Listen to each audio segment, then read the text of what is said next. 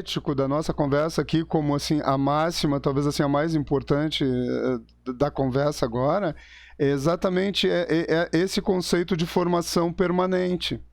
Então, um psicanalista. Opa, isso aí, isso aí. Mas isso, e aí, Perfeito. e aí se o detalhe, se nós formos analisar, essa talvez seja a lição que precisamos aprender em outras áreas. Porque a formação permanente, na verdade, ele é inclusive uma postura ética de um profissional que trabalha com pessoas, né? Vamos colocar, daria pra Exato. gente, inclusive, agora sim montar uma regra geral em cima de que a ética de quem trabalha com pessoas é não parar no tempo, porque as coisas são históricas, né? Os contextos são históricos, a gente precisa acompanhar e evoluir, né? Não, não, certíssimo. A racionalidade é eminentemente histórica. A forma como a gente pensa é em relação ao nosso tempo. Ela é bem interessante, porque nos ajuda a nos avaliar, né? Nos colocar a pensar o que mudou na nossa clínica. E eu acho que o maravilhoso é a gente, de novo, lembrar que a gente tem um tripé, que nos dá sustentação, no sentido de análise pessoal, né? O estudo permanente e a supervisão. Porque muita gente, por correria, por tempo, por grana, por N motores, vão deixando de fazer a sua supervisão, né? Eu agora precisei, o ano passado, e agora, e fiz, e foi maravilhoso, né? E a gente não tem que ter pruridos de fazer. Eu sempre digo assim, ó, a Marta Brizio, que tinha 50 anos de clínica, nós tinha casos que era um cabeludo lá, que aí o doutor José Zuberman vinha de Buenos Aires para nos ajudar lá no núcleo das psicoses, principalmente, né? E é isso que nos faz crescer, né? A gente nunca vai se sentir pronto, né? Porque aí tu está estagnado, aí está naquilo que a Rô falava, né? Do quarteirão lá, né? Tu enclausurado. E isso não vale só para a clínica, às vezes tu te encastela numa instituição e não circula e não troca, né? Tem isso também. Exatamente. Por aí, por aí, por aí. Eu fico na formação permanente. Tá? A análise para o analista não se encerra, né? Ele estando nessa posição de quem escuta. E o diálogo com os pares, né? Retomo, como o Gaio falou, o tripé. O que é esse tripé? É o estudo pessoal, a análise pessoal e a troca com os pares. Isso estando atualizado, ou constantemente atualizado, tu faz furo aí, tu sai, quebra aí né, as certezas, né?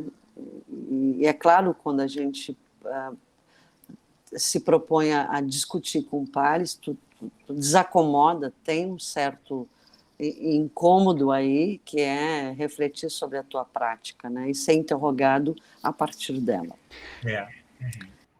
Mas isso então, é um desafio narcísico, né? É um desafio, mas vamos combinar que isso é um diferencial, né? Porque quando eu também me proponho a me enxergar, né? Eu literalmente abro a minha praxis, né? Então, isso dá uma garantia, no mínimo, de honestidade de propósito. Não aí digo que tu... a ética, né? Sim.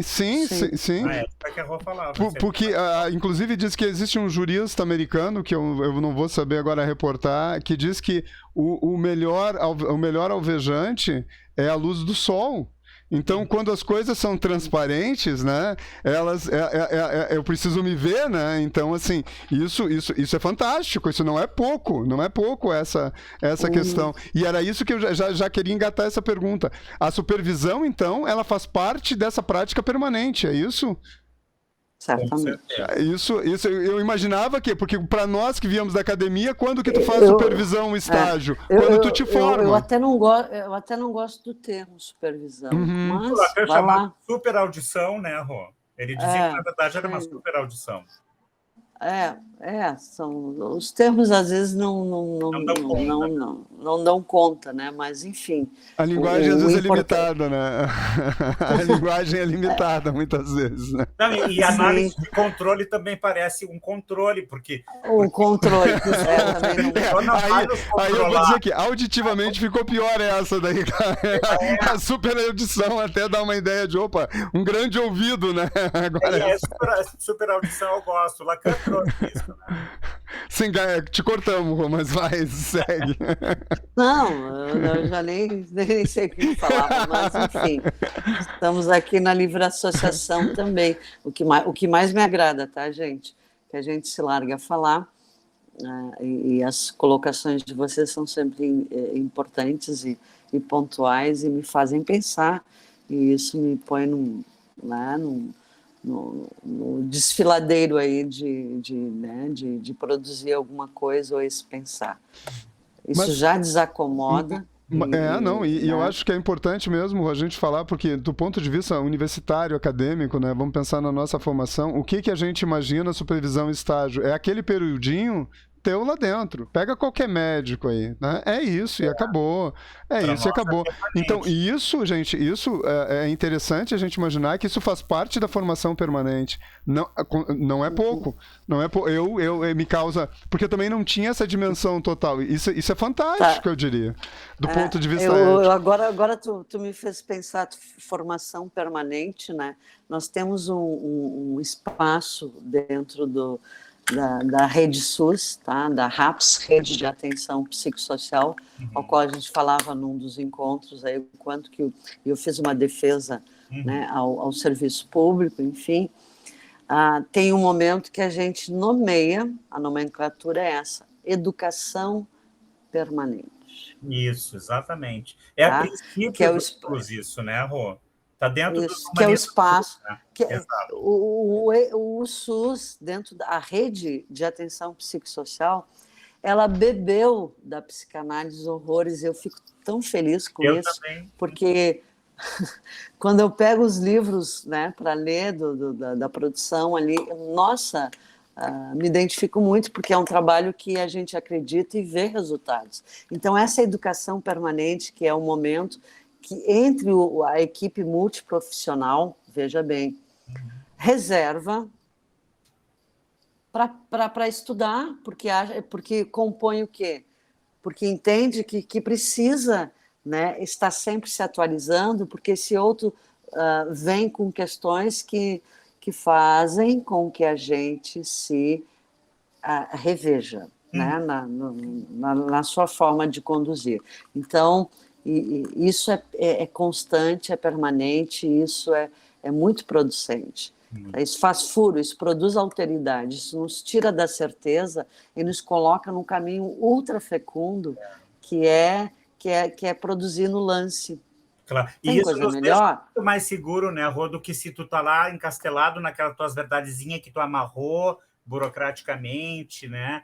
Tu estando no grupo, a gente se sente melhor. Eu sempre digo isso, eu gosto de trabalhar em equipe, é maravilhoso, porque a gente se dá muito suporte, né?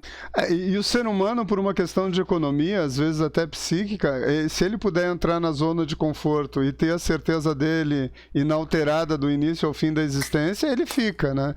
Ou seja, mas quando tu já tem de que não, para essa função precisa sair permanentemente disso para poder exercê-la bem, isso é um diferencial.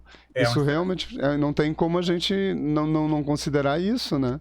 E, meus queridos, a gente também resiste a isso. Resiste, sim. Por comodismo, por ego, né? Por N fatores. Eu não me atrasei há pouco? Sim. Claro.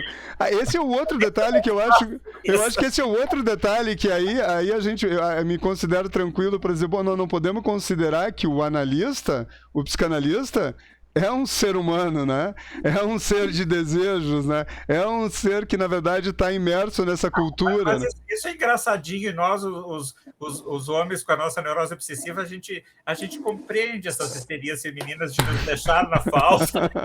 Sim, pra gente sentir a ausência, né? A gente na angústia, né? Ó, relaxar. Chegou! Agora me lembrei de novo do banquinho. Ó, a gata também fez a Chegou. Aí a gente vai para Jung, sincronicity, né? Não é ela. Aí eu me lembrei do banquete de Platão, como o próprio Platão custa entrar, né? E a Diotima, que é a mulher, então é quase a última.